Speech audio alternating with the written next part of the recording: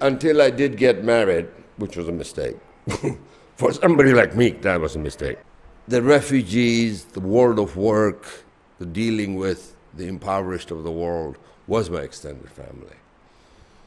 Came a point in my 30s when I decided, you know, I'm supposed to follow the societal ladder at some point, and I'm supposed to get married and have a kid and what have you. So, hell, she seems like a nice person. She seems to understand me. She doesn't have any ultimatums that I can't fulfill. So let's go for it. Anyway, I did, and the son was born, and that changed my life for the better. I remember being in a very high-powered interview that went on for a full day where somebody asked me, what's the greatest thing that happened to you in the world of work? And they said, you want the truthful answer or the diplomatic answer? And he said, truth would be nice. I said, my son. It took me the better part of 3 or 4 months to realize there's a new boss in town, and he's 4 months old, and he wants me to change his diapers, and I'm going to learn to love it. That was an eye-opener. That was a mind-blower.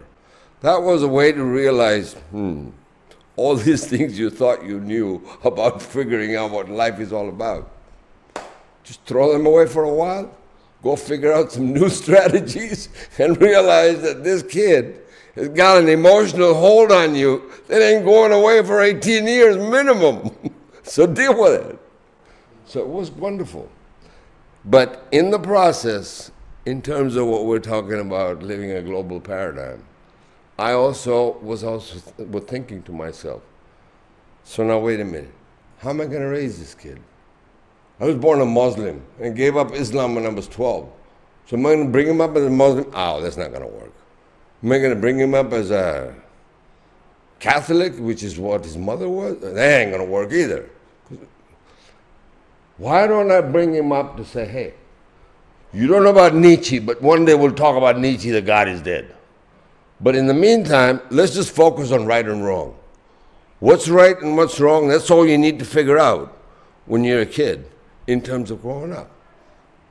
And that doesn't need any of the institutionalized dogma, whether it's Christian or Muslim or Jew or what have you.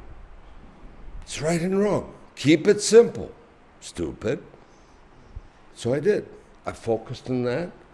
I focused on the fact that, listen, you may have an American passport, you were born in Thailand, you grew up in Vancouver, Honduras, Guatemala, what have you. You might think at some point in time, why didn't you give me the continuity that you were talking about earlier about the same place and the same situation and the same high school and what have you? You might think that early on, but later on in life, which is, he's now 25, he thanks me for it. And he thanks the fact that he's been fortunate enough to live in many countries, to learn a couple of languages along the way, and to think globally, you know. I don't think he has the same sort of values that I do, but I didn't expect that in the first place. I just expected him to understand by the way I brought him up, be it with values, be it with religion, be it with institutional societal pressures, that the world is yours to take. With a lot of hard work and a lot of compassion and a lot of understanding what's right and what's wrong as defined by the God in you, you'll go places. But you don't need to worry too much about whether there's a heaven or a hell, whether you're gonna rot in one or be in paradise with the other. Just focus on the day-to-day and deal with the fact that you're a good human being who's been brought up to be tolerant of other people and other cultures and show compassion along the way, and you'll do fine. So that's sort of how he's grown up. I'm going to see him in a week's time, and we'll see. It's been a couple of years since I saw him. It'll be interesting to see now that he's in the world of work, how he's changing.